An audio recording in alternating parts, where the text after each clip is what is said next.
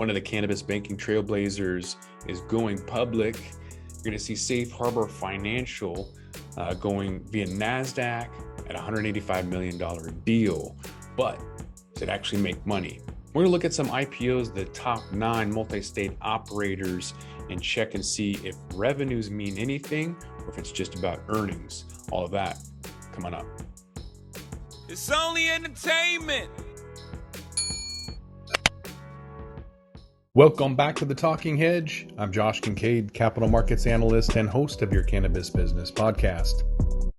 So there's been some market analysts that have talked about revenues coming down, declining sharply for some of these cannabis stocks. And they've made some reductions to their estimates for Curaleaf, TerrAscend, moderate decreases for AYR, Wellness, Jushi. Estimates for Columbia Care and GTII are virtually unchanged. Verano, Trulieve are a little bit higher, but a lot of it is because of some of the adjustments to earnings. So the graph is showing the percentage revisions for the earnings, as the earnings before interest, taxes, depreciation, amortization, or otherwise known as EBITDA. And so looking at the EBITDA margins, that's the orange dots. Blue line is the performance of each company's stock relative to the performance of a cannabis ETF, MSOs. You can blame the mergers and acquisitions that had a significant impact on a lot of these revisions from revenue to earnings. Are people trying to see if it's truly accretive or a dilutive process? The Trulieve, or the Tilray and Hexo merger might become dust in the wind. The AOL Time Warner deal, where you have 2 mega companies merge and it just becomes decretive, and both of them are obsolete, which probably happen, unfortunately. I liked Hexo. I thought they were doing really well with their automation. They just weren't able to gain market share, so they just kind of decided to hitch to the closest zombie to them. I don't think that's going to work out very well. But Trulieve, Verano, they got the $1.5 billion and $630 million respectively in acquisitions. Even some major acquirers had their EBITDA revised downward. You saw AYR Wellness complete a $1 billion acquisition, and analysts revised their EBITDA predictions downwards by 8%. So they didn't really see that as accretive.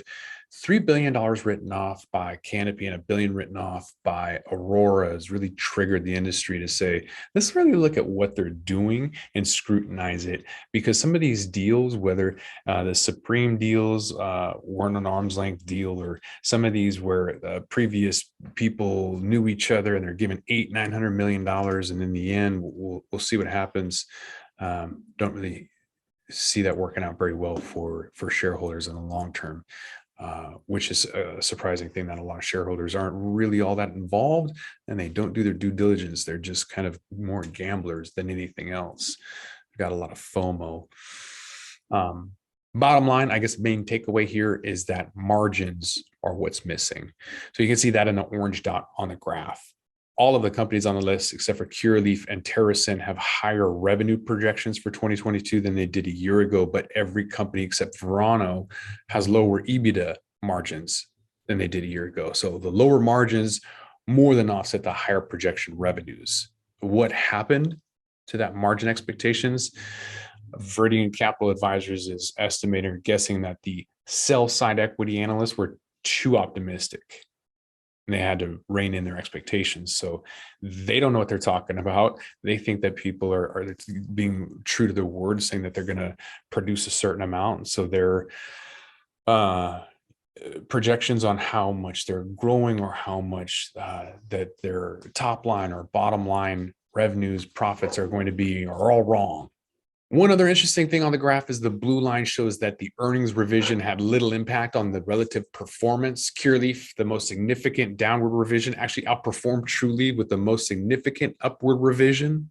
So even though analysts kind of maybe got it wrong, or maybe the analysts got it right, regardless, what we're seeing is that Curaleaf is been revised to the downside, Trulieve to the upside, but what investors or speculators or gamblers are saying is that Curaleaf is worth more than Trulieve at the moment.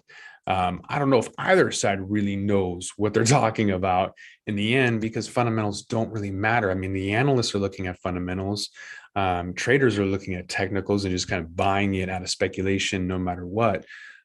So it's really hard to infer what really any of this means, whether it's revenues or earnings. Regardless, I think there's a lot of opportunity in here with sin stocks, as there's sin clauses not allowing people to buy it. There's truly no fundamentals whatsoever. And if there's no news and no technicals surrounding federal legalization, nobody cares. So right now, if you kind of either invested individually, kind of diversified, whatever, this isn't financial advice. I'm just saying, I think that there's some opportunities within here that, especially with federal legalization and the elimination of 280E, that's going to make all of these stocks look a lot more profitable overnight. But is it worth not having it in Bitcoin or some other gambling option? I'm not sure just putting it in here and waiting is the right thing to do. There's a lot of other opportunities. If you don't already know, check out Tor Alerts. It tells you when to buy stocks, when to sell them, and crypto and stock options. You check it out, toralerts.com or Android, iOS App Store. It's a freemium model. Again, kind of tells you to alert you when to buy stocks.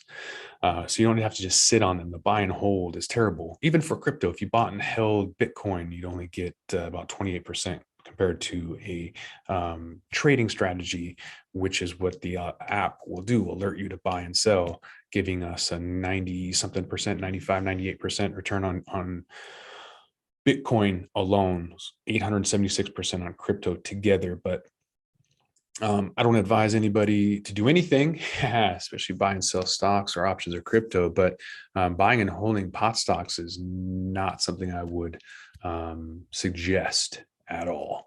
So invest wisely, trade wisely, check out Tor Alerts. With that, we're going to roll this one up. I'm Josh Kincaid. This is The Talking Hedge. Don't forget to like, share, and subscribe, or don't, and I'm out. Don't forget to smash that like button on your way out and check out these other videos that we've got.